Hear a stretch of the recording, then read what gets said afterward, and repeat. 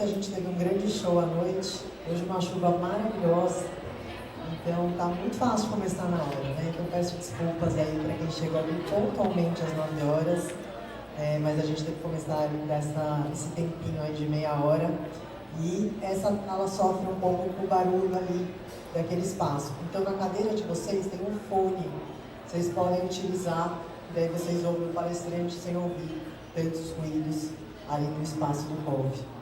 Bom, essa mesa ela foi pensada com muita dedicação, uma mesa proposta pela equipe do GIF, para a gente olhar para o financiamento das organizações da sociedade civil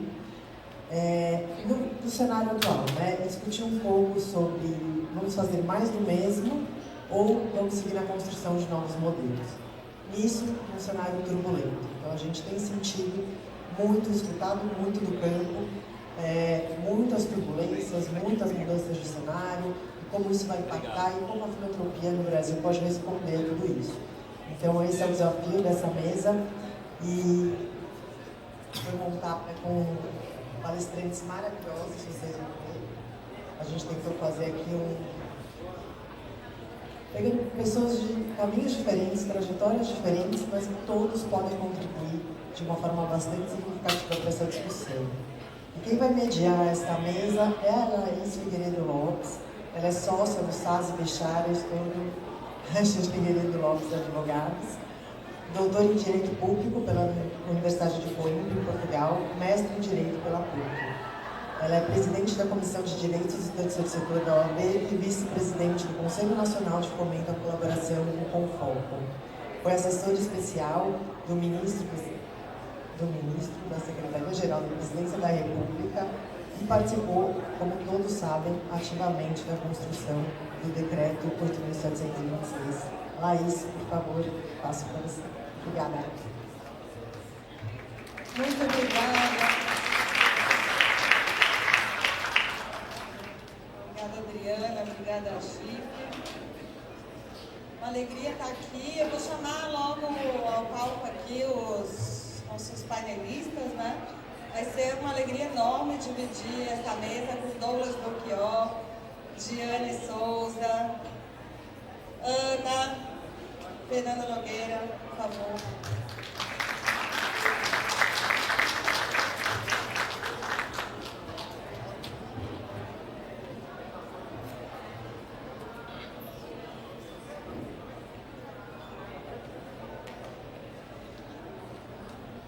Gente, vamos começando aqui uma explicação técnica sobre os fones de ouvido. Eles não são necessários, não haverá outra língua sendo falada aqui. Mas, se vocês se sentirem mais confortáveis de usar o fone para abafar o barulho lá de fora, é a razão pela qual eles estão aqui, tá? Então é só para deixar um pouco mais de conforto para vocês, porque essa sala sofre com o barulho das conversas necessárias que estão acontecendo lá fora. Muita gente no Serasa das conversas, querendo se encontrar, querendo pagar as dívidas de necessidades de reencontros, né? Então a gente está aqui também com esses desafios. Acho que foi, enfim, muito feliz, apesar da chuva e apesar do show, que essa mesa tenha sido aqui nesse momento do último dia, onde a gente já teve a oportunidade de escutar várias outras mesas, muitas delas que tangenciaram com o tema que a gente está tratando aqui, dos cenários de financiamento, seja do ponto de vista de estratégias, cases, experiências, mas também, inclusive, de conjuntura internacional. Acho que a gente já passeou por muitos desses temas.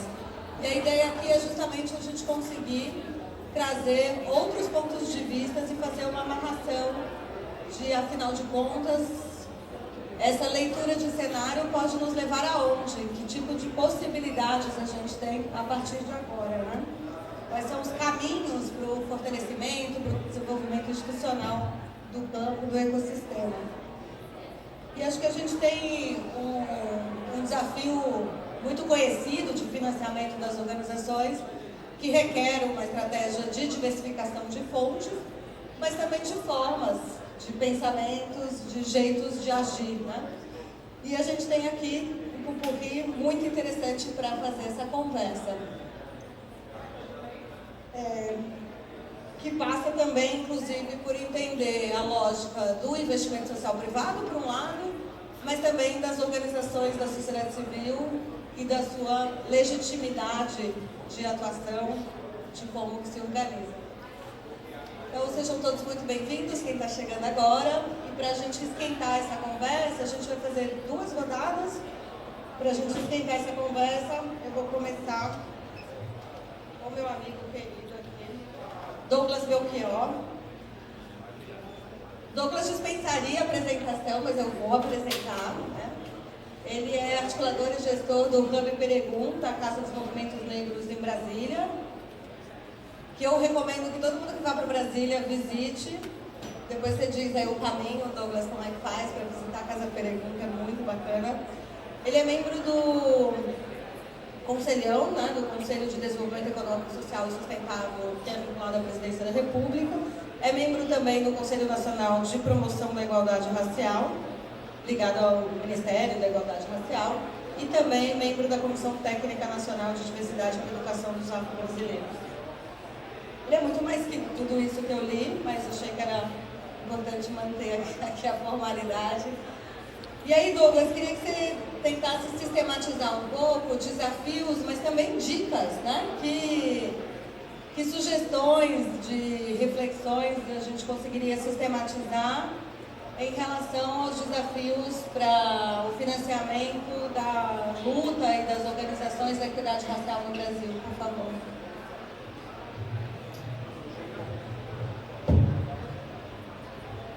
Oi, agora foi. Bom dia, tudo bem com vocês?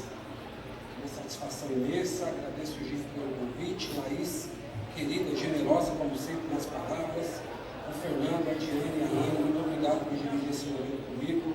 Eu estou acompanhado, muito bem acompanhado de Sara Branco e Beatriz Lourenço, diretoras do Instituto de Referência Negra do Pergunta.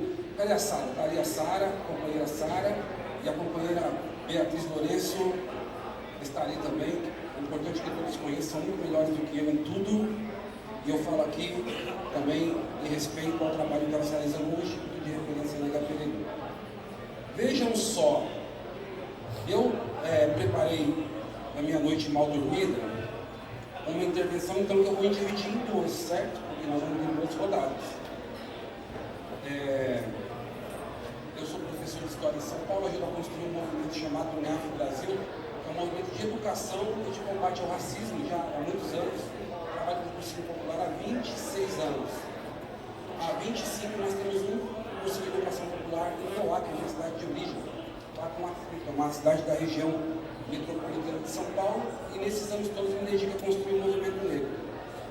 Então eu fiz anotações que gostaria de dividir com vocês. Primeiro eu acompanhei algumas das atividades que aconteceram nos 2 dias, não estava aqui, mas eu acompanhei de longe, e imagino que, em alguma medida, a gente repete formulações sobre problemas que são comuns e permanentes. O Brasil é um país marcado pela escravidão, pela ideologia da democracia racial, como todos sabem aqui. Isso construiu um imaginário de ajuda aos pobres. E esse imaginário de ajuda aos pobres tem reforçado desigualdades cada vez maiores, imutáveis. E muitas vezes a benevolência das elites, ela substitui a tarefa da justiça. Então eu começaria repetindo uma máxima que em tempos melhores que os nossos, veja bem, melhores do que a gente vive, os muros diziam: toda riqueza provém da exploração. Eu sou de uma escola que acredita nisso. Eu não acredito em ricos bonzinhos, sinceramente, não existem. E não acredito em riqueza que não seja fruto da exploração. Isso é parte da percepção de mundo que a escola de onde nós viemos nos ensina. Nós somos de uma escola de movimento popular que no processo do nosso desenvolvimento construiu um instituto. E o instituto nos joga neste ambiente, nos coloca neste universo de busca por recursos para continuar trabalhos sociais, em que pese a contradição que isso significa. Uma benevolência que substitui justiça com o sentido de ajudar pobres, que no Brasil tem características específicas e que na história brasileira se negou a dar o nome que tem. Então a gente chama bairros repletos de pessoas negras, de periferia, de favela, de comunidade, de gueto, de bairro pobre. E não diz que são bairros negros. Por que a gente não diz? Bairros negros e bairros brancos. Escolas de negros, escolas de brancos. Trabalhos de negros, trabalhos de brancos. Porque o Brasil é dividido assim, mas a gente não diz. A filantropia em torno desta realidade, que ajuda a moldar essa realidade, ela é vertical, centrada na figura do benfeitor. Continua sendo. Ela é moralista, reforçando a gratidão de uma dívida simbólica. Ela é apaziguadora, neutralizando revoltas, críticas e autonomia popular. A gente tem algumas experiências que são fundamentais, que são importantes de serem lembradas como tensionadoras dessa lógica tradicional. Eu vou citar duas organizações que, do meu ponto de vista, são exemplos, porque carregam características. Eu vou falar aqui do Fundo Baobá e do Fundo Brasil de Direitos Humanos. O Fundo Baobá, que é o primeiro fundo exclusivamente voltado para a promoção da equidade racial no Brasil, ela tem características. Primeiro, organização negra liderada por negros. Ela fortalece organizações do campo e de base. Ela defende uma filantropia como estratégia de justiça e reparação histórica. E mais, ela se consolidou com um aporte financeiro que praticamente garante a existência dela, se bem administrada para o futuro. Ela inverte a lógica da dependência e fortalece a lógica da autonomia. O Fundo Brasil é parecido com isso. No campo dos direitos humanos como um todo, participação comunitária nas decisões. Eu não sei o quanto vocês conhecem, eu trabalhei lá um tempo e eu continuo tendo como exemplo os projetos que são oferecidos às comunidades e iniciativas de direitos humanos são refletidos e decididos a partir de conselhos das próprias comunidades ou de comunidades ou de pessoas ou de organizações que conhecem o campo. E uma terceira experiência que tensiona com a lógica habitual da filantropia brasileira como um todo são experiências da própria sociedade civil de maneira autônoma, como por exemplo, participei disso junto com Sara, Bia e outros colegas que aqui estão, a campanha de Com Fome, que foi promovida pela Coalizão Negra por Direitos durante a pandemia, que foi, vejam, num Brasil que tem essa lógica da ajuda aos pobres, ajuda quem tem dinheiro, os pobres que não têm, no Brasil sendo pobres quem são, construiu uma lógica histórica de brancos, ajudando brancos que têm dinheiro, ajudando os pretos miseráveis.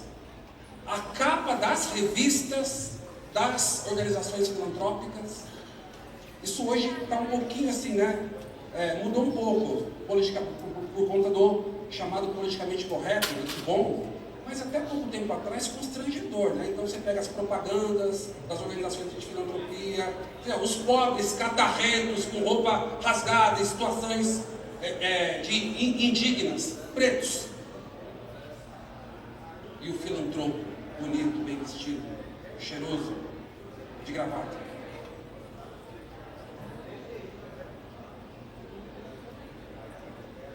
Campanhas como essa não tem como centro a entrega, a cesta básica que chega na comunidade para matar a fome de quem tem fome.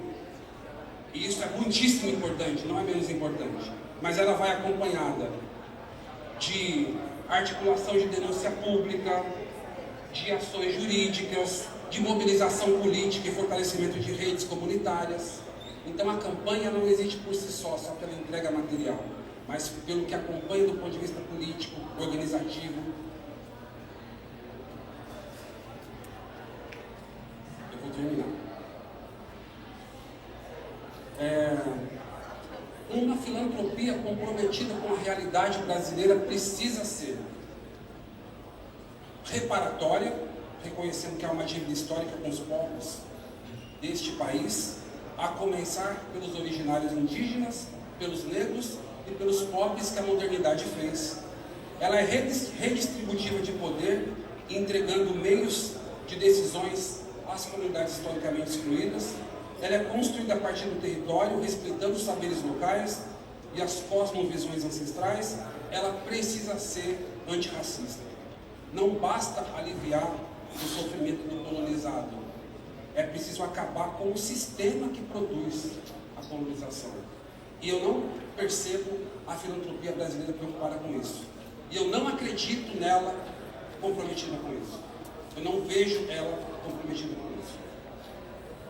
Existe um prolongamento da alienação promovido pela filantropia brasileira. Ela representa o doador como sujeito civilizatório, isso é uma contradição. Ela coloca os beneficiários como sujeitos passivos, a quem resta apenas a gratidão, e ela fortalece a ideologia do mérito, do esforço individual e da dependência, ao invés da justiça social. A tentativa, e eu vou terminar com isso, a tentativa de ajuda, se ela não for questionadora do sistema, ela é cúmplice do problema. Ela continua sendo cúmplice do problema. Vocês conhecem um garoto da internet que ficou famoso, pobrezinho, que jogava muito bem futebol, que ficou famoso, que agora tem dinheiro, sofre por ter dinheiro, chamado Luva de Pedreiro. E eu termino a minha primeira parte para falar sobre dicas na segunda parte. O Luva de Pedreiro, vocês conhecem? Ele tem uma palavra de ordem, um jargão que ele usa, não é? Qual é? Qual é? Vamos falar junto. Qual é? Receba, receba, receba. Ele faz um bolato e grita, receba, toma. Viu que eu consigo? É isso que quer dizer, né? Eu sou foda. Receba. Ele tem uma palavra de ordem. Eu quero usar a analogia dele para a gente imaginar uma redefinição do que pode e deve ser filantropia no Brasil. Ela precisa se propor a dividir poder, com escuta, com geração de autonomia, com chão para reerguer o mundo a partir dos que sempre estiveram embaixo. Uma filantropia que liberta e que não aprisiona. É aquela que não dá, que não doa, que devolve. Devolve. A postura da nossa organização em relação à filantropia brasileira é essa. Devolva. Devolva. Devolva.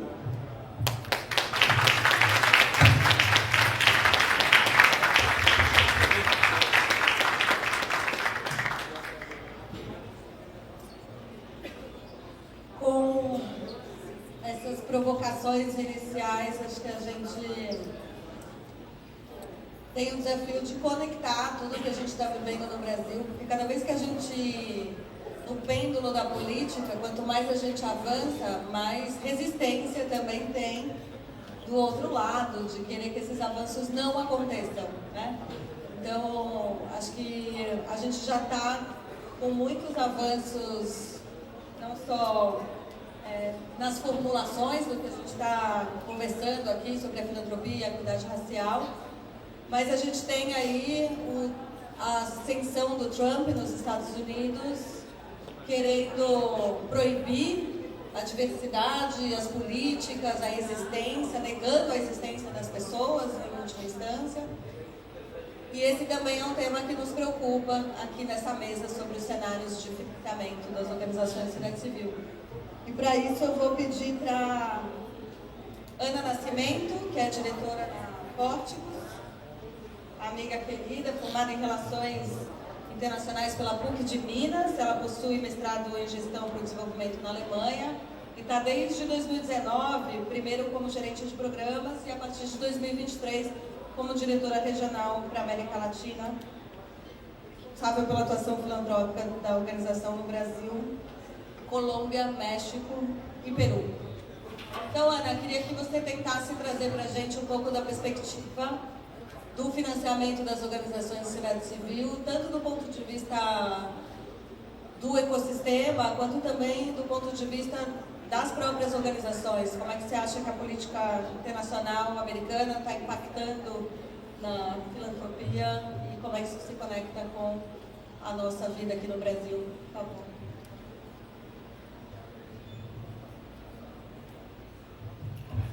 Bom dia todo mundo, muito bom estar aqui, obrigada pela oportunidade. Sei que sexta-feira, depois de dias intensos, né, a gente está recuperando as energias, espero que seja uma conversa que estimule a gente a pensar. Bom, acordou, obrigada Laís por acordar todo mundo.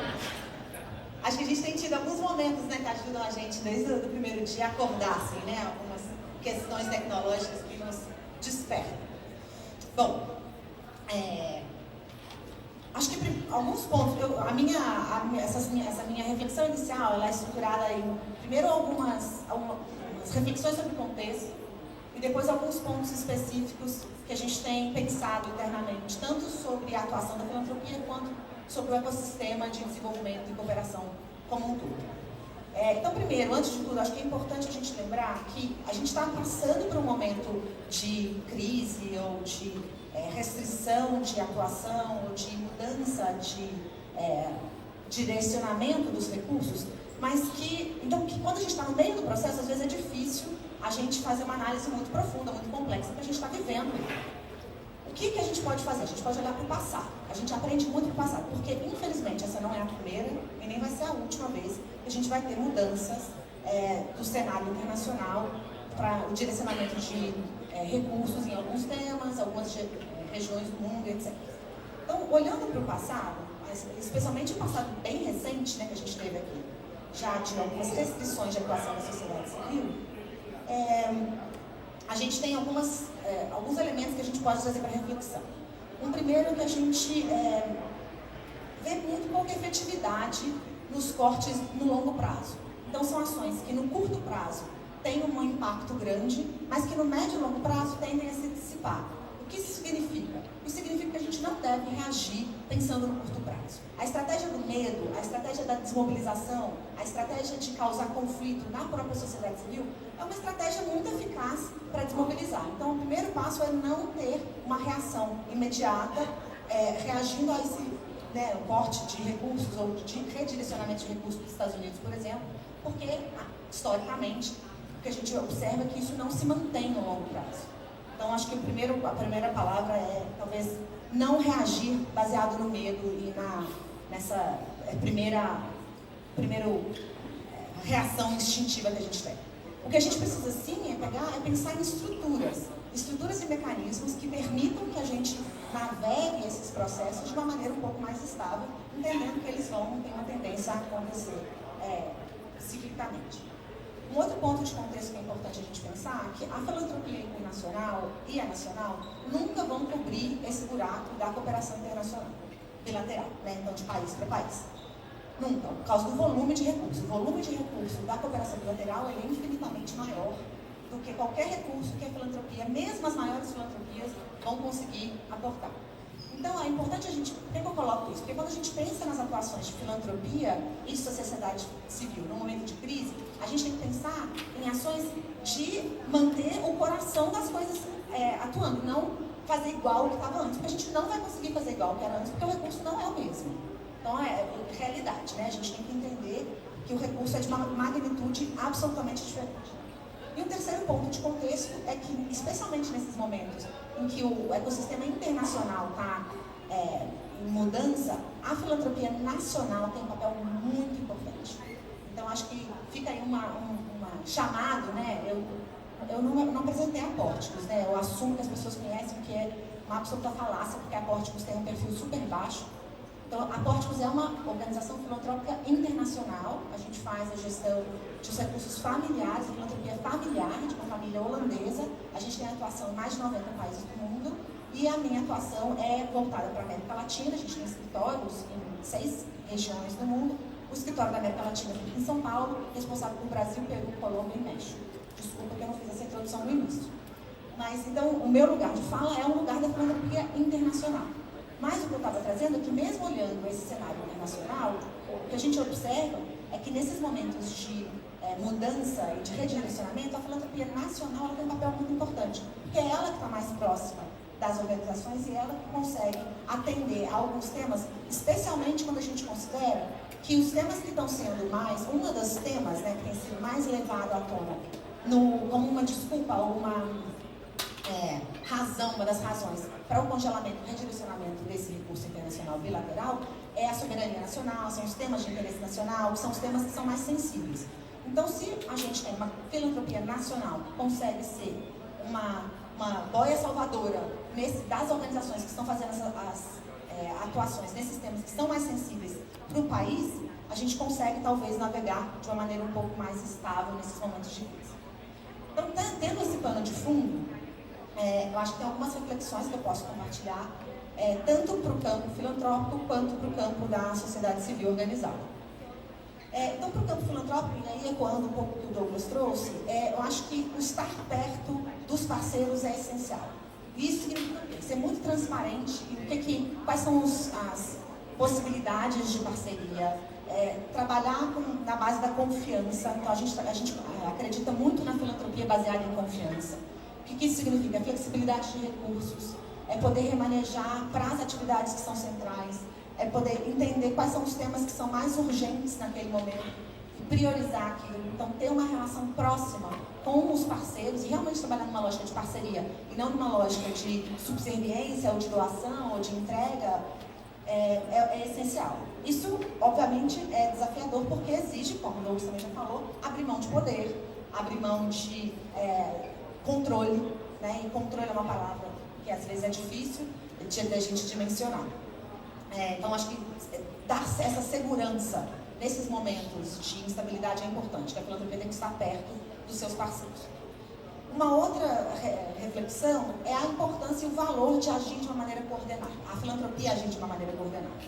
Então, se as diferentes organizações filantrópicas conhecem o que uma e outra está fazendo, está apoiando, quais são as suas preferências, qual é o seu perfil, acho que a gente tem que quebrar essa ilusão de que a filantropia é um monolito, né? Não é. Existem várias filantropias com vários perfis, algumas que vão ter ações mais de curto prazo, outras que vão trabalhar numa lógica mais de longo prazo. E a gente precisa se conhecer e trabalhar de uma maneira mais coordenada. Existem exemplos concretos que estão funcionando. Ontem teve uma mesa aqui nessa sala bem interessante sobre redes de investimento social, onde eles compartilharam alguns exemplos de atuação coordenada e conjunta mesmo de organizações filantrópicas para alguns temas específicos de desenvolvimento institucional, que eu achei bastante interessante, bem concretos, exemplos bem concretos. A gente na Pórticos também participa de algumas mesas de concertação de financiadores em alguns temas específicos, que a gente abre com muita transparência qual é a nossa visão, qual é o nosso olhar estratégico, para onde que a gente estava pensando, porque aí você permite garantir que pelo menos o central está coberto, né? De novo, gente, entendendo naquele meu ponto inicial de que a gente não vai conseguir, no momento de crise, manter as coisas como estavam antes. A gente está falando de manter o central e o essencial. Diretamente conectado a isso, trabalhar com o desenvolvimento institucional, historicamente, então sempre ter um componente de desenvolvimento institucional das organizações parceiras, para que elas tenham condição de navegar com mais tranquilidade esses momentos, fortalecer realmente, acreditar na sociedade civil. E aí isso a gente, em outras vezes também já se falou em modalidades de financiamento, né? A gente acredita muito na doação, no fortalecimento direto da sociedade civil, em detrimento da execução direta. Tem algumas organizações filantrópicas que optam pela execução direta, né? A gente tem uma preferência e acho que é super importante fortalecer a sociedade civil, porque são elas que têm condição de navegar nesses momentos de mais instabilidade e conhecer realmente quais são as demandas. E sempre estar atento possibilidade de destravar recursos públicos, porque a magnitude de recursos públicos é muito maior do que da filantropia. Então, como que as ações estratégicas, flexíveis da filantropia podem viabilizar o destravamento de alguns recursos públicos para ajudar as organizações da sociedade civil, especialmente nos temas mais sensíveis, né? Então, esses são alguns pontos para a filantropia. E aí, para a sociedade civil, porque toda relação é bilateral, né? Então, os dois lados têm que se adaptar um ao outro e buscar refletir como pode aprimorar suas ações. Para a sociedade civil, e bem rapidamente, não está tendo tempo, eu acredito muito na proximidade da sociedade civil organizada com a população em geral para reforçar sua legitimidade. Em momentos de crise, é isso que sustenta a atuação. Então, ter uma base sólida e a sociedade civil apoiando as organizações é o que mantém o fôlego e a longevidade da atuação dessas organizações, dá força e evita retrocessos. A gente viu isso muito claramente no nosso passado recente, como a força da sociedade evitou alguns retrocessos ainda maiores.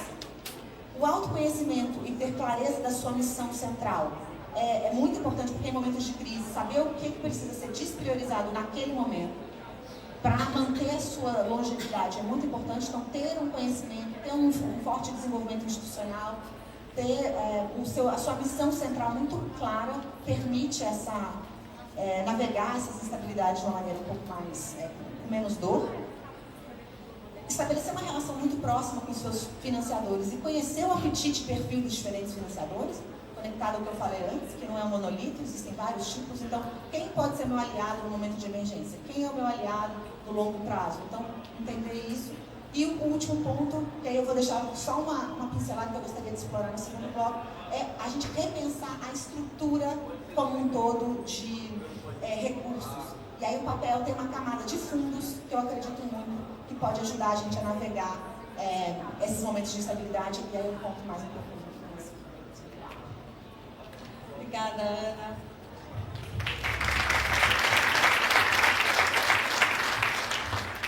Um spoiler é que depois ela vai falar mais também sobre regranted, fiscal sponsor e etc. Né?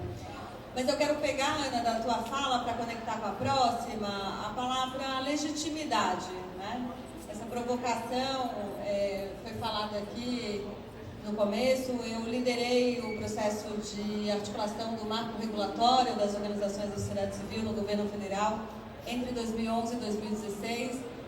E no texto da Lei 13.019 de 2014, essa palavra entrou e ela é pouco explorada, porque ela está junto com os princípios da administração pública. Os princípios tradicionais de legalidade, impessoalidade, moralidade, pessoalidade e eficiência, economicidade. Agora tem também o princípio da legitimidade, previsto na legislação. Só que a legitimidade do poder público, por exemplo, é pelo voto, né? Eleição, é assim que a nossa democracia funciona. Então, a pessoa eleita, ela tem lá a legitimidade de poder falar em nome daquela determinada situação, cargo em que está investido.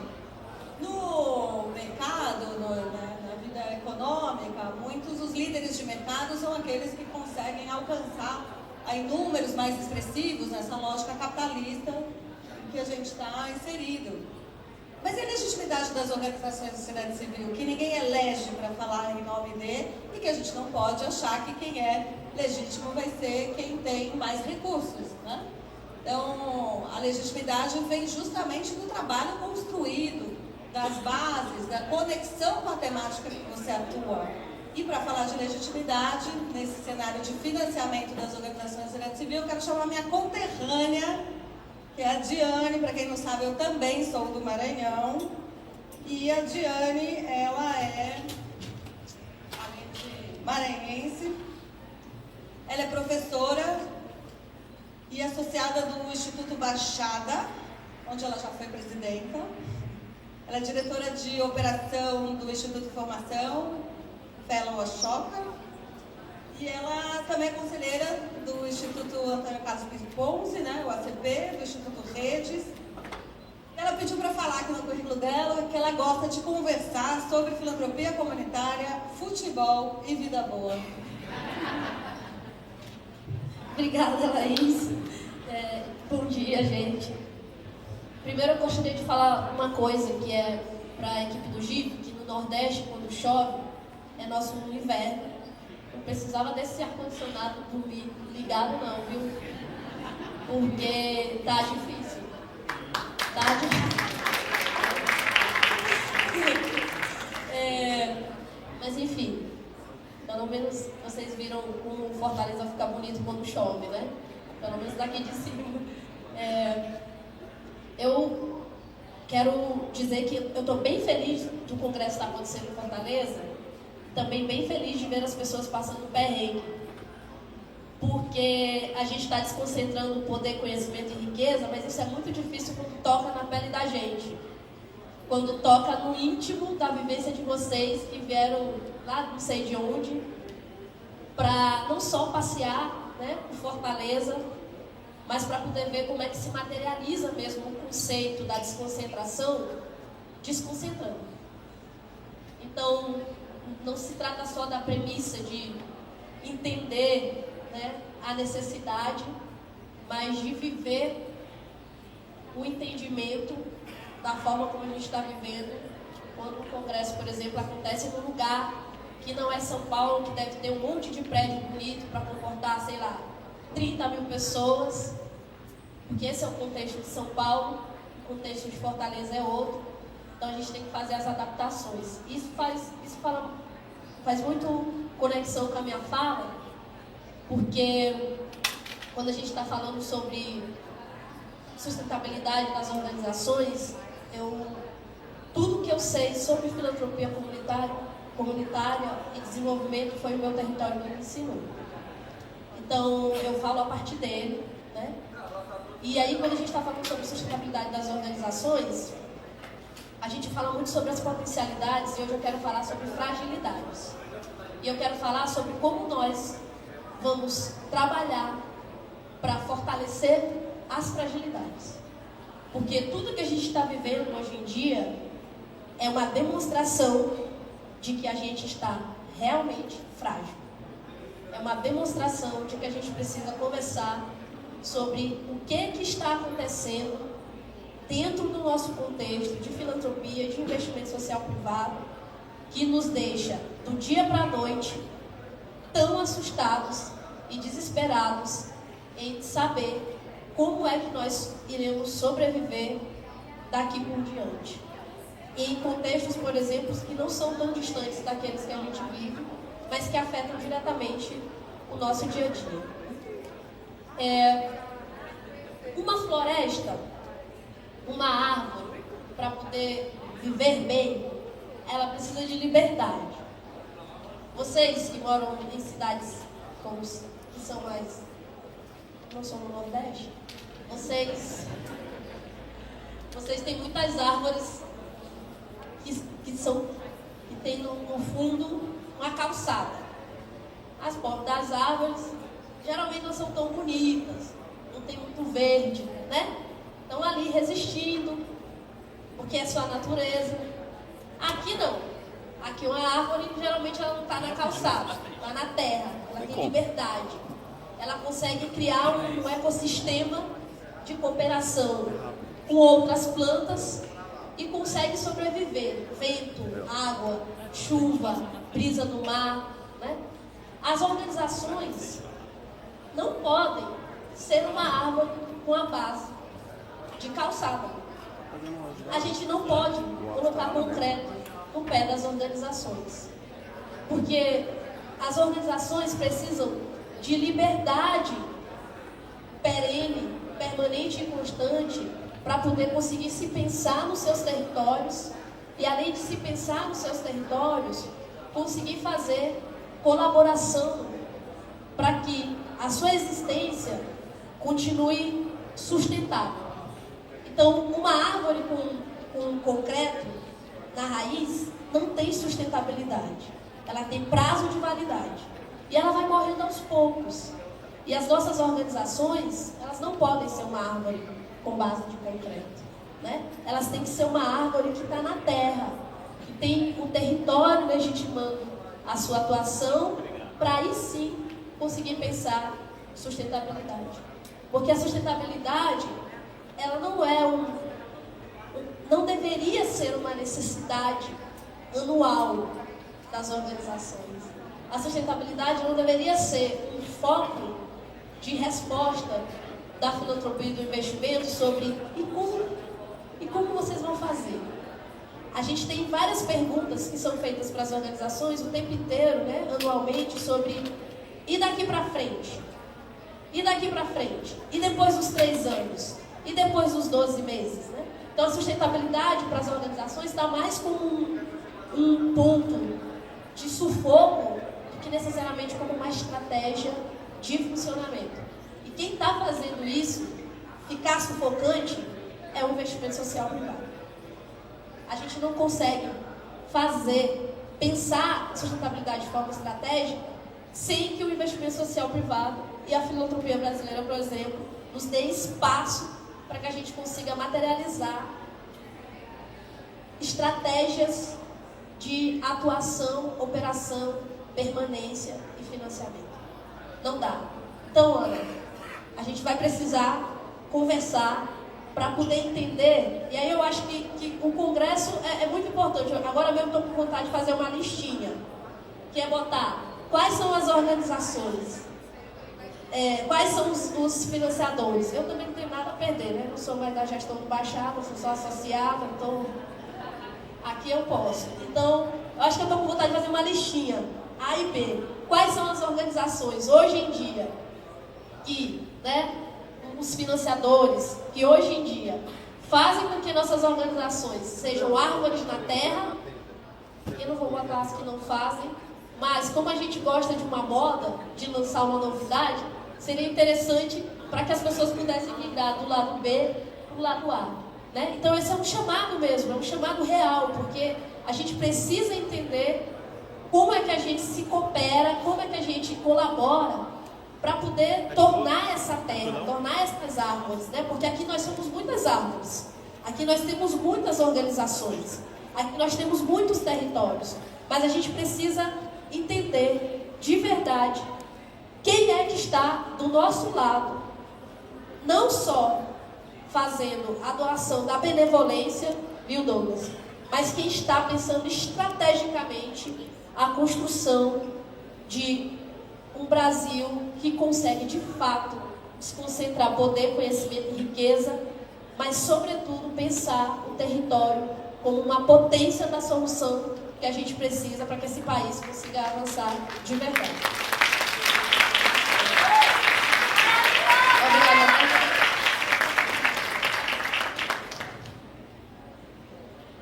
Obrigada, Giane, querida. Por mais árvores sem calçadas, né? E aí eu queria chamar a última pessoa para fazer essa rodada inicial aqui na mesa. Todo mundo eu estou chamando de amigo, mas eu estou numa mesa entre amigos, então estou feliz mesmo. Para fazer um fechamento final, o Fernando tem aí outros, um lugar de fala de estar hoje como diretor executivo da BCR, da Associação Brasileira de Captadores de Recursos, mas na verdade ele também é há muitos anos professor na GV, na área de administração pública. Então ele é mestre e doutor em administração pública e governo. Então faz muito tempo que ele também pesquisa e é ativista em gestão de associações, inovação pública e investimento social privado. E ele também é integrante, assim como eu, do Movimento por uma Cultura de Doação.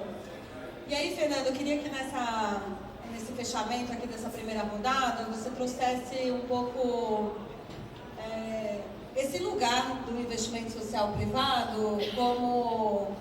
Enfim, afinal, a gente está aqui debatendo, ele é mais ou menos importante na lógica do financiamento das organizações da sociedade civil, porque se a gente pensa nos recursos públicos e nas outras alternativas, né, nas doações de indivíduos e outras formas de captação de recursos, que lugar é esse que o investimento social privado ocupa, na sua visão, e como que você acha aí que a gente pode fortalecer os caminhos de financiamento das organizações? Legal. Super obrigado, Laís. Bom dia a todo mundo. Prazer, honra estar aqui nessa mesa também. Desafio estar falando aqui por último nessa primeira rodada. mas eu achei que era legal, a gente combinou isso antes, né? Porque estando na BCR, estando pesquisando também o setor há tanto tempo, deu para acompanhar, né, de vários lugares, também da minha própria atuação. Já fui de fundação financiadora, tive a chance, né, de começar minha carreira na Fundação Kellogg, quando ainda tinha a Fundação Kellogg, que até depois foi uma das fontes, né, dos iniciadores do Fundo Baobá. Passei por vários lugares, já tive no GIF também, com o Fernando Bassetti, secretário-geral do GIF, e é uma super satisfação estar aqui. Mas atualmente eu estou então na BCR e a gente consegue ter esse olhar um pouco do todo. Grosso modo, existem 5, 6 grandes fontes de financiamento das organizações da sociedade civil. A gente tem governo, a gente tem pessoas físicas, pessoas jurídicas, empresas, a gente pode juntar aí ou não, né? Fundações, institutos, outras organizações da sociedade civil. As organizações também geram sua própria renda, prestando serviço, vendendo produtos, fazendo eventos. E, finalmente, fontes internacionais. Daria para colocar mais algumas, mas eu diria que essas são as principais. E aí, a tônica da minha fala, que eu acho que espero complemente bem com as falas anteriores, é que o investimento social é, ao mesmo tempo, a menos importante, a que tem menor importância dentre todas essas outras que a gente falou, mas é a que tem a maior potencial também de ser a mais importante e mais estratégica. Em termos de valor, a real resposta é que a gente não tem dados bons o suficientes no Brasil, mas acho que dá para afirmar com algum grau de confiança, margem de erro aí de uns 10% para cima para baixo, de que de todas essas que eu falei, a menor fatia é do investimento social privado. Eu não sei se todo mundo tem noção, né? O GIF, lembro exatamente agora, mas no último censo GIF, as organizações do GIF, que são os grandes investidores do Brasil, investem aí em torno de 4 bilhões. E não investem tudo isso nas organizações, né? Às vezes nelas mesmas, nos próprios projetos, como a Ana comentou. Gente, vocês têm noção qual que é o orçamento da cidade de São Paulo? Eu tive a chance de trabalhar na cidade de São Paulo há um tempinho, na área de inovação. Na época que eu estava, era na casa de 80 bilhões. Perguntei aqui para o nosso amigo ChatGPT, no ano passado foi 125 bilhões de reais. As duas maiores secretarias, Saúde e Educação, têm um orçamento combinado de quase 50 bilhões de reais. Boa parte disso, se não for a maior parte, chega na ponta através de contratos com organizações da sociedade civil, hospitais, UBS, organizações sociais, creches. Então, enfim, né, o financiamento do governo faz a maior, né, em uma escala de grandeza muito maior. Então, eu queria primeiro começar a dar um pouquinho disso. E por que eu falo que o investimento social, então, é a menos importante das fontes? Como eu acabei de mostrar, ele parece muito maior do que é. GIF é um dos eventos mais tradicionais, a mais importante sobre filantropia e investimento social, né? A gente vê as publicações, a gente vê o tamanho que o GIF tem, que o GISP tem, né? O pessoal da Comunitas, enfim, que as grandes fundações se fazem muito visíveis porque tem dinheiro para investir nisso e a gente acaba tendo muitas vezes essa percepção de que é maior do que parece. Ao mesmo tempo, o investimento social no Brasil é muito menor do que deveria ser. O GIF tenta fazer, faz muitos anos, esforços para que aumente, para que os investidores sejam mais grant makers, né, doem mais dinheiro. A gente vê esforços renovados. Ano passado mesmo, vários parceiros daqui, né, incluindo IDES, incluindo vários parceiros daqui, lançaram um movimento de 1%, de que organizações, empresas, filantropos doem pelo menos 1% de algum número. O ideal seria que fosse 1% da riqueza, 1% da receita das empresas, mas aceitaram aí outras formas de medir, 1% do lucro, 1% de alguma coisa. Se der tempo, depois eu falo um pouquinho com as contas rápidas do que representariam esses números. A gente doa pouco, a gente doa muito menos do que poderia no Brasil, e isso é ainda mais verdade entre as pessoas de alto poder, né, de muita renda, dos 70 bilionários que a gente tem no país, segundo estudos da Forbes, dos 200 a 3 mil pessoas de muito alto poder aquisitivo, de um patrimônio de pelo menos 30 milhões de dólares. A gente doa muito pouco, a gente fala muito pouco sobre isso. O ISP se faz menos importante também, porque muitas vezes ele vem, isso já foi tratado muito aqui nas 3 falas, ele tem muitas vezes uma visão elitista sobre o apoio, uma visão seja de determinar as regras, né, super linda a metáfora da árvore presa ali, né, no chão, sem espaço para crescer, uma visão elitista bem intencionada também, né, às vezes a gente poderia lembrar no fim ali do iluminismo, o começo das democracias, o fim da maioria dos reinos que a gente viu por aí, tinha essa ideia do déspota esclarecido, déspota iluminado, né? Um rei, um imperador, mas muito bonzinho e que ia conseguir fazer um bom governo. E vários fizeram avanços muito importantes, mas a gente não pode depender de ricos e ricas iluminados que topam e querem fazer as coisas diferentes e cedem poder e dão mais espaço. A gente não pode só contar com a boa vontade das pessoas.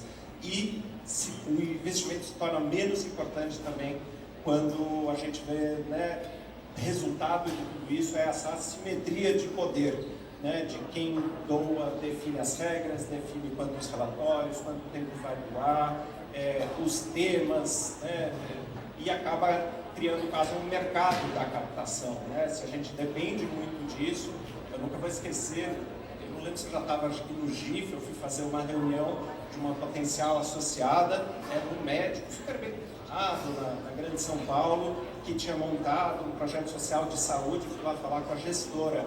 E aí, quando a gente apresentou os dados do GIF, mostrou, né, olha, a maioria dos investidores sociais investe em educação, e a gestora falou, tá vendo, eu sempre falo isso para o doutor fulano, a gente devia mudar para o mercado de educação, que é muito mais fácil arrecadar recurso nessa área, né? Então acaba criando essa inversão também, né? Essa assimetria de poder de quem está com o cheque. E uma outra experiência pessoal que eu tive, eu já comentei que eu tive a chance de trabalhar na Kellogg, eu não decidia nada, eu entrei lá como um estagiário com um homem bonito, né? Eu fui trainee da Kellogg durante 2 anos, não decidia nada. Eu nunca fui tão importante para o setor como eu era quando eu trabalhava como estagiário da Kellogg. Onde eu ia, as pessoas sabiam que eu era da Kellogg e falavam, como Fernando, podemos conversar? Né? Me viam como aquele cifrão ambulante, tenho certeza que vários investidores aqui, talvez a Ana também possa concordar, que se reconhecem nessa fala que eu tenho. Né? Então, enfim, é de uma loucura. Mas, por que eu acho que também o investimento social pode ser, muitas vezes é a mais importante das fontes, né? Eu já dei esse exemplo, né, dessa importância quando o investimento social é feito de forma estratégica, esclarecida, de forma respeitosa, né? Pode ter um efeito muito legal, como nesse exemplo do fundo Baobá. Por que o investimento social pode ser a mais importante? Porque de todas essas formas mais voluntárias de doação, pode ser a mais estratégica e intencional. A gente, como doador pessoa física, doa ali R$50, R$100, eu juntei dinheiro o ano inteiro, vou dar R$500, R$1.000, mas a gente, sim, né, está doando porque gosta da organização, porque conhece, porque confia, mas não é algo assim que vai transformar aquela organização. Toda doação é importante, do R$1 aos 10 milhões do Bill Gates, toda doação é importante. Mas o investimento social, ele tem esse potencial de ser mais estratégico, de olhar para o campo como um todo, de ter uma reflexão, de ter gente, profissionais do investimento social privado, que muitos estão aqui, que pensam, que conversam, que refletem, conversam com as organizações, as prioridades, as demandas. Então, essa intencionalidade pode representar uma diferença grande. Como eu falei, não é pela quantidade de volume de dinheiro que o investimento social vai fazer a diferença. Concordo absolutamente com a Ana, né? O maior doador internacional, a Fundação Bill Gates, que falou aí que vai doar em torno de 10 bilhões ano, internacional talvez chegue a 2. A USAID, que está querendo fechar, doava por ano 40 bilhões de reais. Então, é outra escala. Não é no volume, é na intencionalidade, na estratégia que o investimento social pode fazer diferença, por se preocupar mais com a sociedade civil, em financiar, claro, aí eu estou falando um pouco, né, puxando a brasa para o lado da BCR e de outros parceiros, pode pensar sobre a importância da infraestrutura da sociedade civil, sobre a importância de gerar dados, de defender a sociedade civil, de comunicar a importância da sociedade civil. Um outro papel que o investimento social pode representar, e daí sua importância, é que ele potencialmente é mais sensível à pressão de causas e à pressão, né, as agendas. Eu estou há quase 30 anos, né, acompanhando o setor, a gente já viveu várias modas, né, de investimento, de geração de renda, de investimento em juventude, em protagonismo juvenil. Nos últimos anos surgiu muito forte a agenda racial, a agenda climática, né? Não surge do nada isso, é também um campo de batalha. E o investimento social pode ser, às vezes é mais sensível, às vezes menos, né? Tem resistências e lutas dentro disso, mas é um campo que dá para a gente influenciar, e um dos grandes lugares onde acontecem esses debates, essa influência é aqui no Congresso GIF, e a gente vê como tem mudado e evoluído ao longo do tempo. Tem aqui pensando mais como captador, pensando em chegar ao fim, tem uma grande potencial vantagem para investimento social, para captação de recursos e sustentabilidade das ONGs, que é um grande potencial de retorno. Captar recursos dá muito trabalho. A gente está aqui, inclusive, com alguns conselheiros da BCR, muitos associados da BCR, e a gente sabe como dá trabalho captar recurso, como é difícil, o tanto de não que a gente leva. De todas as fontes e estratégias, potencialmente é a que traz maior retorno.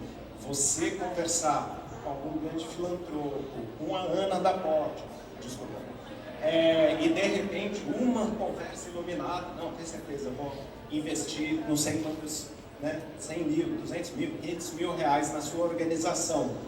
Não conheço outra fonte de recurso, talvez ganhar na loteria, que traga um retorno tão bom. Mas tem riscos, uma série de problemas com isso também, tá? Pode criar risco de dependência, e pode, né, a gente, de novo, ficar muito refém das vontades, né? Eu achei ótimo, eu não lembro quem falou no primeiro dia aqui, que um dos principais desejos é que os investidores sociais parem de fechar a cada 2 anos para se replanejar. Não, estamos revendo nossa missão, vamos parar de investir esse ano. É uma coisa, que a gente sabe que acontece muito, então, de novo, só depender dessa fonte tem esse risco também. E eu vou terminar falando um pouquinho de uma responsabilidade e de um juramento, tá, de vocês. Eu só não vou pedir para quem é investidor social aqui levantar a mão para não expor vocês, mas eu vou pedir que vocês repitam comigo um juramento, tá? A gente tem cada vez mais no Brasil uma situação de investidores que também captam. Pessoas que a gente imaginaria que estariam dividindo, desconcentrando o seu poder, desconcentrando a sua riqueza, que estão muitas vezes captando. Isso acontece em institutos e fundações corporativos. O marketing cortou o orçamento, mas vamos manter o projeto, vamos ver se a gente consegue captar com os nossos fornecedores. Mas acontece também com familiares e independentes, né? Qual que é o juramento que vocês vão fazer, gente? Que vocês vão fazer isso para acessar novas fontes que não estariam vindo de outra forma. Porque senão é uma concorrência desleal que a gente aqui, mortais, não tem acesso. A gente não tem o WhatsApp de um Jorge Paulo Lema, a gente não tem um WhatsApp de uma Luísa Trajano, que pode rapidamente, eu quero fazer aqui esse projeto, vamos, deixa eu ver aqui, 3 WhatsApps, eu consigo captar isso. O juramento vocês vão garantir para a gente que vocês vão fazer isso para trazer mais dinheiro, crescer o bolo do terceiro setor e não simplesmente abocanhar uma fatia maior, tá bom? Muito obrigado.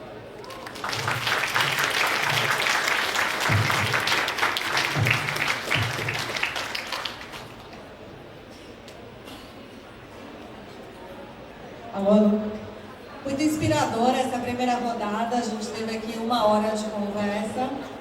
A próxima rodada é um pouquinho mais curta, porque a gente tem meia hora, contando já a chuva e tudo que está colocado, né?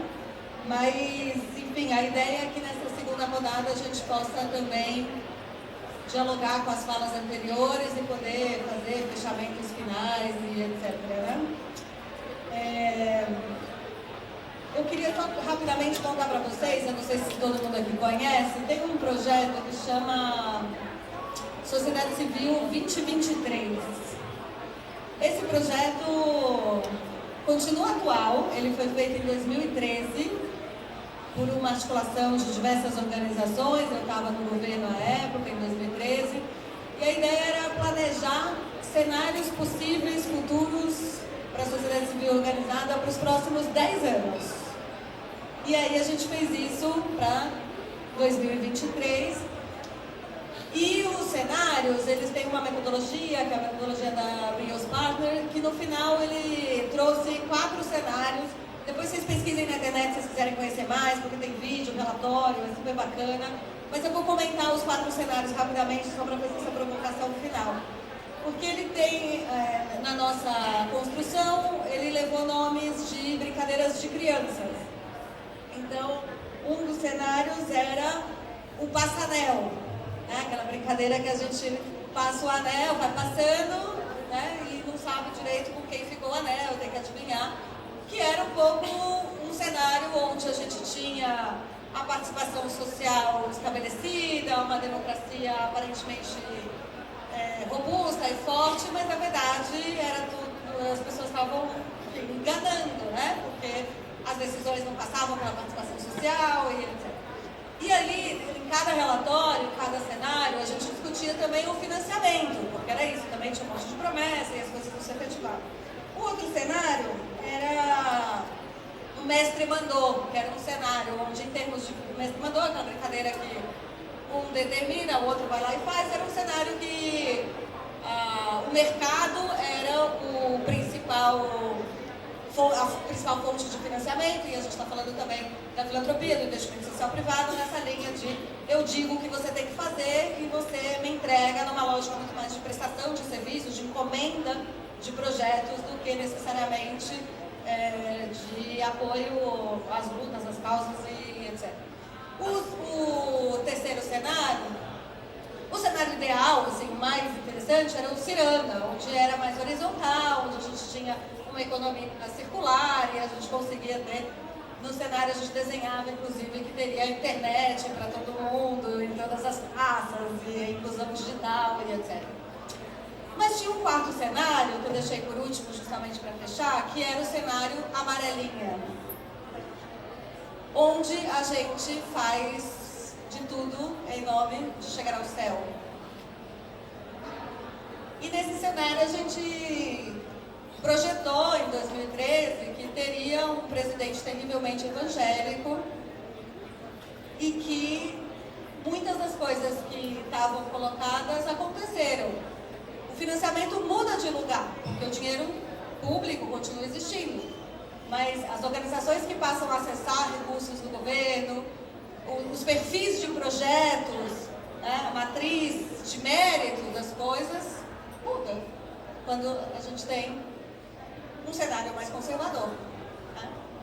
Quando a gente mistura todos esses elementos e pensando inclusive nas 3 esferas da federação, município, estado e união, a gente tem um pouco de cada cenário desse acontecendo ao mesmo tempo, porque é bem difícil que a gente consiga ter um cenário sem a disputa, sem a luta, né? Então, queria tentar fechar aqui essa rodada pensando, afinal de contas, quais são as estratégias de financiamento para as organizações de sociedade civil diante desses diferentes cenários e dos diferentes lugares de falas que vocês estão. Eu trouxe aqui a palavra dica, e aí dica pode parecer muito pequeno perto do que a gente tem aqui de desafio, mas acho que, enfim, qual é a reflexão final que a gente possa, a partir desta audiência, neste lugar, né, não só no lugar de fala que a gente está, mas também nesse lugar de escuta e de diálogo, que a gente pode trazer para engajar as pessoas em próximos passos. Acho que as pessoas estão muito ávidas, claro, vai demorar um pouquinho para fazer o download de toda essa conversa, né, desses 3 dias, mas a partir daqui, qual é o chamado, o call to action que a gente tem aqui para poder oferecer para essa audiência tão qualificada? Douglas, além de devolve, receba, o que você sugere e convida as pessoas a fazerem na prática a partir dessa conversa nossa de hoje?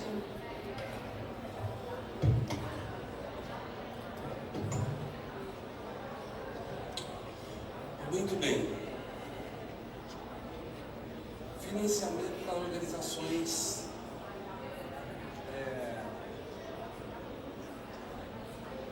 tem uma reflexão que nós fazemos no bojo do nosso instituto, que nós ajudamos a construir. Quem não conhece, eu convido a conhecer, se chama Instituto de Referência Negra Peregum.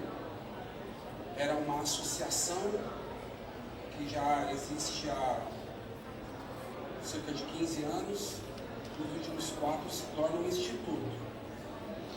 E era uma associação com a missão de sustentar um movimento popular educacional de combate ao racismo, né? Que é a Uniafro Brasil, que é um movimento educacional que mobiliza professores voluntários organizados nos territórios para oferecer um serviço de educação, reforço escolar e organização comunitária para a juventude negra, periférica.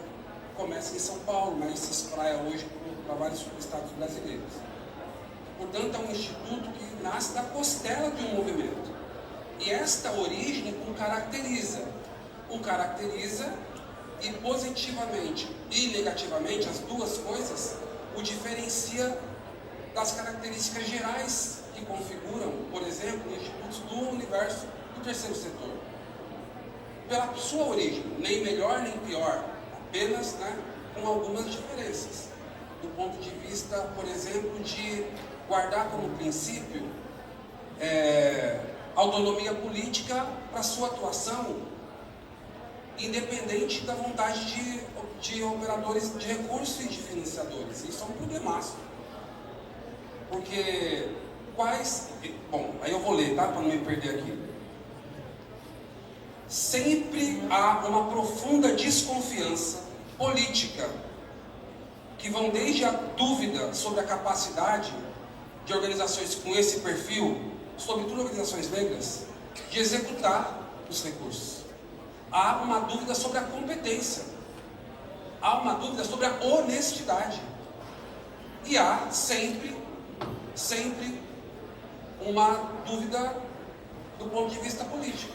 Afinal de contas, é muito mais tranquilo e confortável apoiar os seus iguais. Aqueles que não te criticam, aqueles que somam com você no campo. A lógica de pequenos aportes, de curto prazo, que estabelece um campo de batalha dentro do campo. O financiador promove guerras, promove cisão, promove desconforto, e faz isso deliberadamente. E muitas vezes, forçada pela lógica da sobrevivência, e é assim a história do Brasil, a história dos colonizadores sobre os colonizados, você impõe uma lógica pela necessidade. Você divide a partir da necessidade que é imposta. Essa lógica ela se reproduz, gente. Agora, isso não mudou. Tem máscaras, tem maquiagens, tem discursos bonitos, mas a lógica no final não muda. Não há vontades ou coragem. Não é nem apaga. Não é nem vontade nem coragem. Trata-se do interesse político. Ponto final. A quem interessa no Brasil organizações negras fortes, autônomas no tempo e no espaço, com vida longa. Autônomas para dizer o que tem que ser dito, para fazer o que tem que ser feito. A quem interessa? Essa é uma pergunta importante. A quem interessa que se prolifere, ou que o baobá, que é o nosso, que é um exemplo, seja mais forte do que é, atue com mais força do que atua. Porque atua com limitações. A quem interessa um instituto como o de referência Negra Peregum, que organiza ação de base, que ontem ocupou o MEC, discordou de uma política do governo federal, num ambiente que discordar do governo é quase uma condenação no nosso campo. Será que se o financiador descobrir que a gente pagou um ônibus para levar uma molecada para fazer uma ocupação, para contestar uma política, vai renovar esse contrato, esse projeto? Então isso é algo que nos acompanha.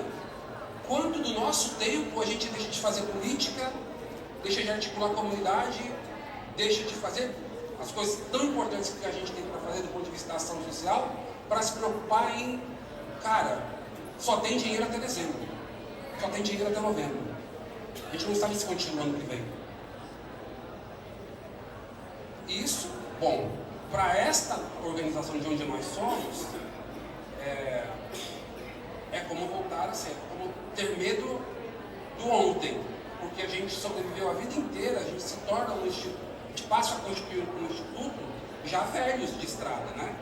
Passamos a maior parte da nossa história atuando com ação política, com formação de juventude, com formação de lideranças, na maior parte da nossa existência, sem dinheiro e apoio de ninguém, ocupando sala emprestada, fazendo vaquinha, construindo ação autônoma.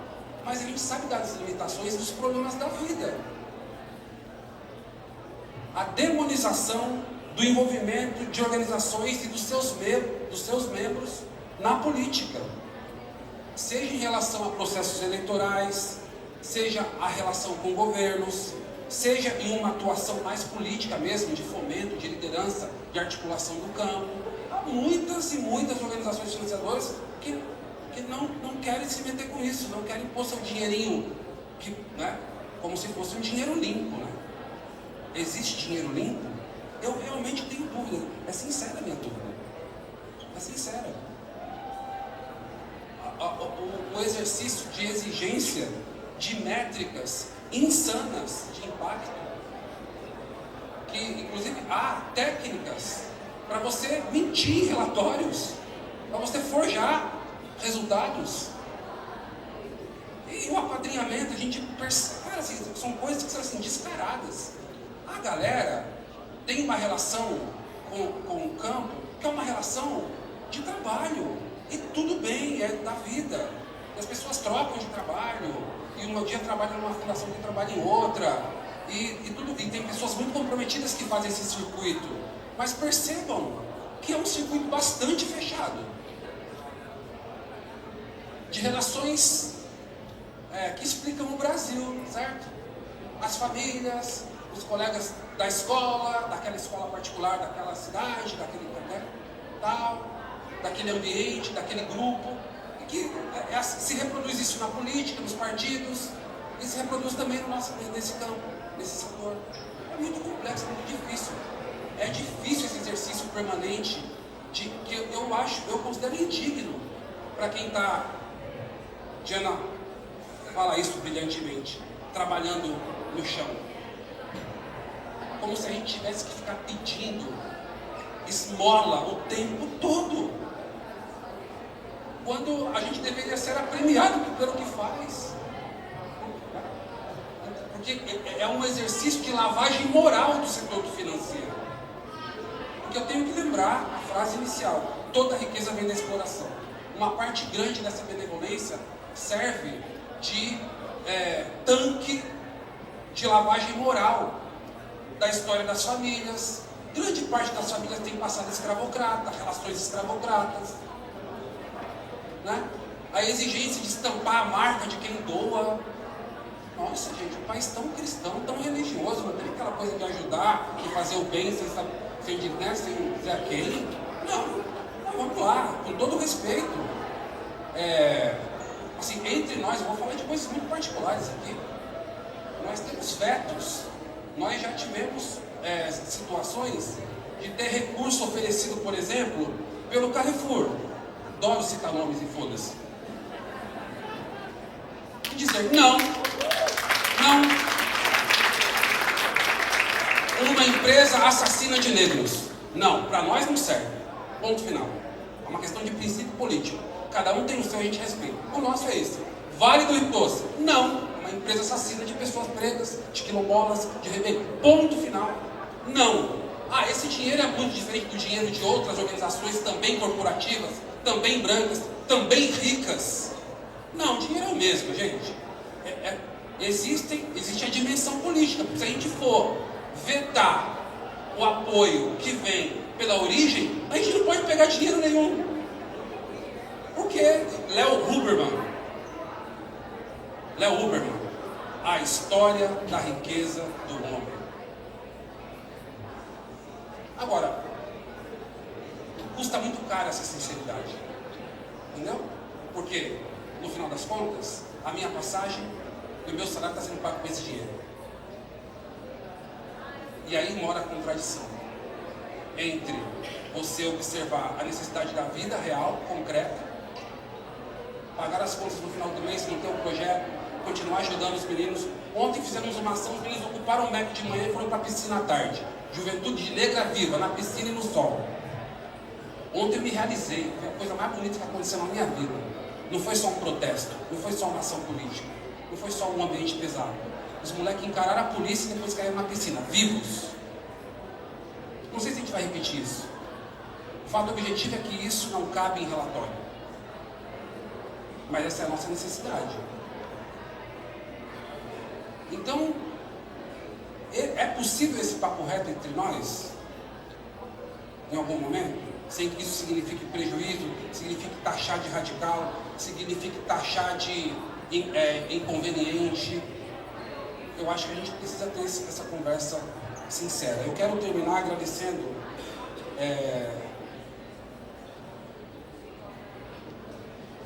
eu juro que eu sou mais legal do que isso, pessoal. Podemos tomar um café. Talvez a minha noite mal dormida. Eu não estou de mau humor, não. Eu só quis e tive vontade de dizer coisas que a gente acha importante. Quero cumprimentar aqui o Guiné e a Vivi, que são queridos amigos. O Guiné está aqui. A Vivi saiu. Está ali a Vivi, minha parceira, companheira. Ali está a Elaine, que é a CEO. Embora esse nome esteja horrível, você é a nossa liderança, a nossa companheira, que é a gestora do maior portal, da maior agência de comunicação negra desse país, que é a Elaine, do Alma Preta, certo? Então a gente tem organizações que são comprometidas e que não estão na lógica do trabalho nisso aqui, está na lógica de uma missão de vida, assim como Sara e como Bia. Muito obrigado.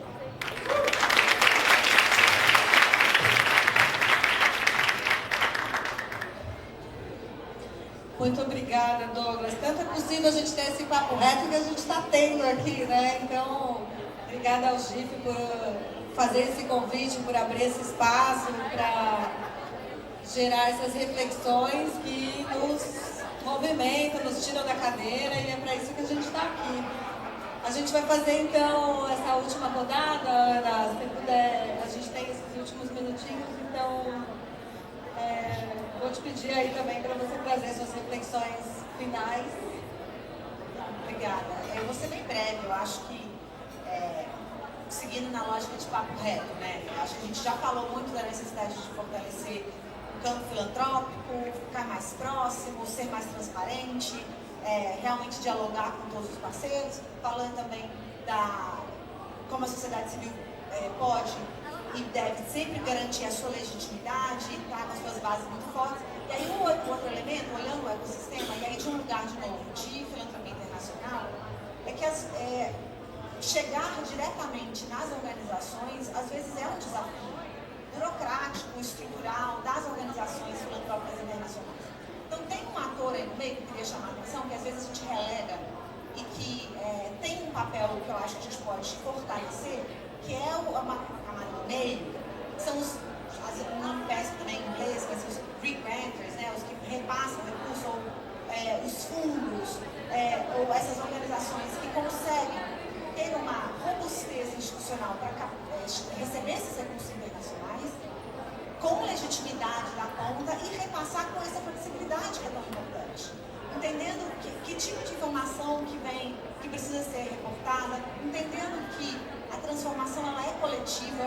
Então, se você consegue deixar o dinheiro em várias organizações, você consegue também capturar os resultados dessas várias, em termos de informação e de boas histórias, também de uma maneira mais coletiva, e fortalecer o ecossistema como um todo. Então, acho que a gente precisa ter estratégias de garantir que os diferentes papéis têm um valor a agregar para melhorar esse conjunto. Não existe uma solução única, a gente tem que se abrir a essas novas possibilidades, sem as críticas que vêm a muitos desses viventes, que é uma nova estrutura de poder. Então, como que a gente quebra essa estrutura de poder e realmente garante que ele está cumprindo o seu papel, que é o de diálogo com as lideranças locais, o de repassar dinheiro para indivíduo, por exemplo. É um super desafio apoiar lideranças. E é uma coisa super importante apoiar lideranças. Então, como que os fundos, por exemplo, os governos podem ter essa flexibilidade institucional de fazer o recurso chegar nas lideranças, nos territórios, nas organizações que estão fazendo a transformação realmente acontecer, e que não tem necessariamente toda a estrutura administrativa que é pesada, que é custosa, que é onerosa, que gasta-se muito tempo com relatórios que são desnecessários. Então, ter uma organização que consiga compilar isso e ajudar a flexibilizar o recurso para quem realmente precisa e vai fazer a transformação, talvez seja uma alternativa. Então, na lógica de dicas e de ideias, de sugestões, a gente tem refletido muito sobre como o meio, e tem vários fundos que estão surgindo, né? Fundos comunitários, territoriais, que representam indígenas, quilombolas, que conseguem, então, ter uma representatividade, uma legitimidade super bacana e flexibilizar e disponibilizar recursos de uma maneira que pode ser muito interessante, dinamizar um pouco o ecossistema. Então, era só essa contribuição.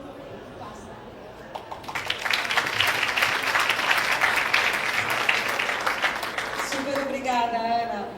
Gente, o coffee lá no salão foi servido, mas a gente vai seguir aqui até fechar a nossa roda. Quem quiser colocar o fone para ficar mais confortável, mais concentrado aqui, mais presente, talvez vocês escutem melhor.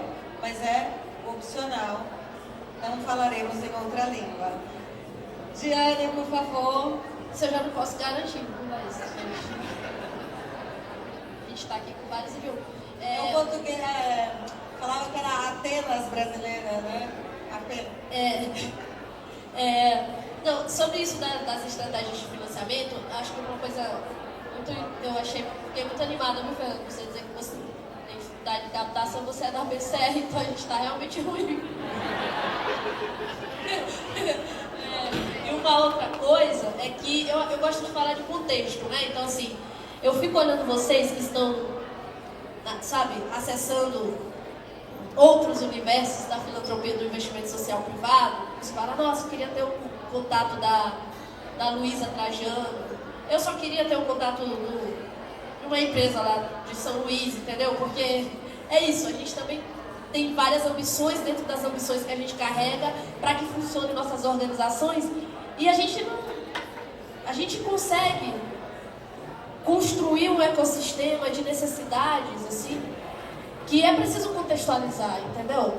Então, para mim é muito importante quando a gente fala sobre isso no financiamento, porque, por exemplo, lá no Fundo GEQI, se a Flávia tiver 20 mil e fizer um edital, como ela fez o Ed Todos no Fundo GEQI, ela consegue fazer um aporte significativo que aproxima as pessoas de uma causa de mudança concreta no dia a dia, entendeu? E eu tenho certeza que 20 mil, por exemplo, não vai causar tanto impacto em um outro contexto se não for esse dela, sabe? Então, acho que tem muitas dimensões sobre o que significa sustentabilidade de financiamento, e a gente não pode cair nesse limbo que é considerar que os nossos contextos são iguais e que contextos iguais têm soluções iguais para todos, né? Então, para mim, é importante dizer isso, porque, por exemplo, a gente tem estratégias hoje em dia de cooperação e colaboração para financiamentos, como acontece com a Aliança Territorial, como acontece com o Transformando Territórios, né? E a gente precisa olhar para essas estratégias dessas organizações, né?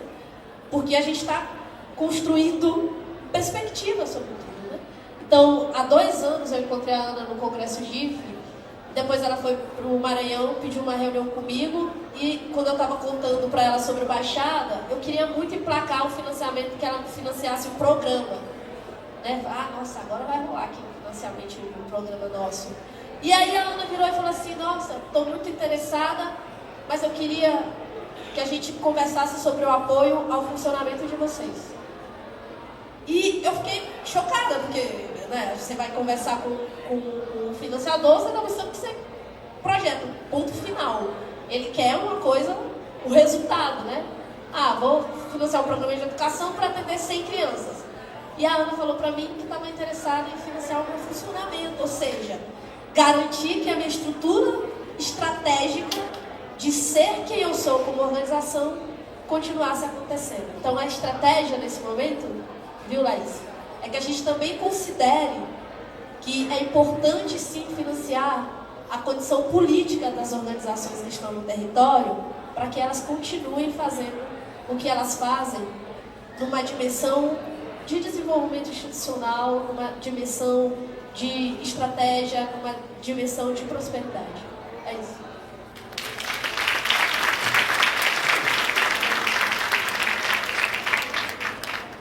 E essa provocação é bem importante porque quem financia o ativismo, né? A gente conversava ontem que, claro, o recurso não pode ser condicionante, ele não é condicionante para a militância e para a luta política, mas ele também financia de uma forma bastante importante e expressiva ações que são de luta por direitos, de construção de políticas públicas, de resistência contra injustiças, de crítica.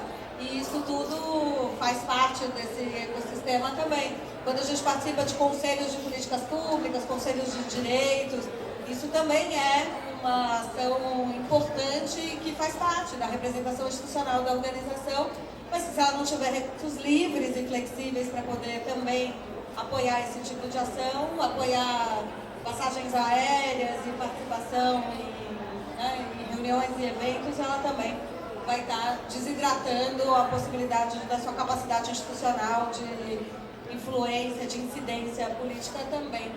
E aí, Fernando, vou te convidar para fechar, então, com essas provocações todas. Legal, super obrigado, gente. Agradecer de novo o convite do Gif, de todo mundo que está aqui, conseguiu desbravar aí. E eu termino reforçando esse papel político, tanto da filantropia quanto da captação. Eu não sei se está dando para ler, eu estou com uma camiseta da ABCR, que a gente lançou no festival do ano passado, que fala captação, doação, solidariedade e transformação. E eu acredito muito nisso, e eu acredito sim que se é para ter transformação de verdade, tem uma dimensão política fundamental. E esse é um risco grande que investimento social resvala muitas vezes. Eu já tive também desse lado e acho que eu já percebi muitas vezes, né, o GIF é um dos grandes responsáveis pela profissionalização do setor social no país, por ter mais filantropia, por ter mais organizações, mas a gente tem um risco muito grande nisso, de cair, seja para a armadilha da eficiência extrema, só pensar em gestão, e vindo, né, eu sou administrador de empresas, mas a gente não pode pensar em gestão e eficiência acima de tudo. Isso é absolutamente errado e contraproducente para organizações sociais sem fins lucrativos que estão por um propósito, que estão por uma missão, mas a gente também não pode cair pelo lado só da efetividade dos resultados e dos relatórios, né? Fantástica a fala que o Douglas fez, como colocar, né? Espero que tenha as duas fotos, né? do protesto e da piscina no próximo relatório. Porque justamente é fundamental a gente mostrar esses dois lados, né? Tem um lado substantivo, tem um lado político, tem um lado idealista que já justifica a existência de qualquer organização e de qualquer iniciativa social, né? À medida que a gente foi saindo, né, de um passado mais feudal, que ainda está presente em muitos lugares, mas à medida que a gente foi se urbanizando, criando aí democracias, etc., a nossa vida ficou cada vez mais impessoal. A gente ainda tem lugares com muita comunidade, com muita vizinhança, mas eu conheço pouquíssimos vizinhos do meu prédio, onde eu moro em São Paulo. As organizações sociais, elas são as famílias voluntárias que a gente escolhe estar junto, porque são pessoas que compartilham da visão de mundo que a gente tem. E a gente tem, então, tem que ter consciência dessa relevância e do papel estratégico e político que filantropia e captação tem. E aí eu não estou falando só de captação de recursos financeiros. Os captadores que eu acredito são os que estão, acima de tudo, ajudando a levar a causa, a sensibilizar as pessoas, como a gente viu aqui brilhantemente hoje, a emocionar por entender a importância daquilo. E eu lembrei aqui durante toda essa fala uma frase do escritor português. Nossa, esqueci o nome dele agora. Grande escritor português. Melhor não lembrar não, menino. Na frase do escritor português, mas a vamos gente lá, querendo vamos lá. decolonizar aqui. Do escritor português. Não, mais recente. Saramago, perfeito, que falou, gente, que o único avanço real que a gente tem é ético. O resto são mais ou menos bens. Então é isso que a gente tem, um investimento social ajudando a gente a ter esse avanço cada vez mais ético e moral para uma sociedade mais justa, desconcentrando o poder, conhecimento e riquezas. Obrigado, gente. Gente, eu não sei vocês, mas eu quero aplaudir essa mesa de pé.